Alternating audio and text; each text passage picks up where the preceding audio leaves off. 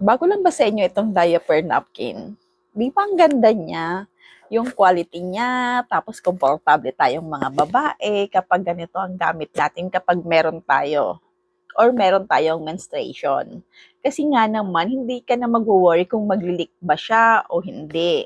At kung matutulog tayo, hindi ka na mag-worry kung yung ating beddings ay matatagusan.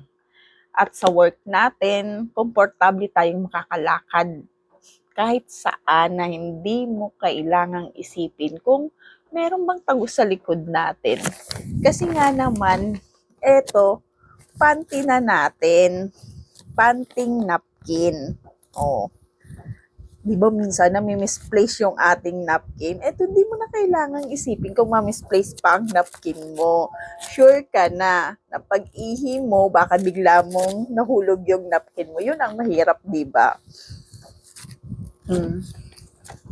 Etong brand na to, kung bakit gusto ko siya, kasi 30 pieces na at mura lang. Samantala yung iba, 10 pieces lang siya. Yung diaper ngayon, hindi lang siya pa kung gagamitin kung may sakit ka or matanda ka na. Ngayon pala, gumamit ka na ng ganito para komportable ka. Lalo na kung maglalakwatsa ka, maganda siyang gamitin. Ito siya, oh.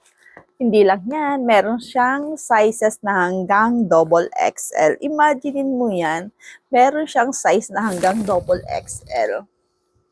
So, gartera siya, oh. Kasya kahit anong size mo pa. Tignan mo nga naman. Ibang ganda niya. O, hahanap ka pa ba ng iba na gagamitin? O baka akala nyo, hindi na ako gumagamit ng ganito. Gumagamit na ako ng ganito. Nag-mens pa naman ako. Di ba? O, ganito na. Para komportable tayo sa trabaho.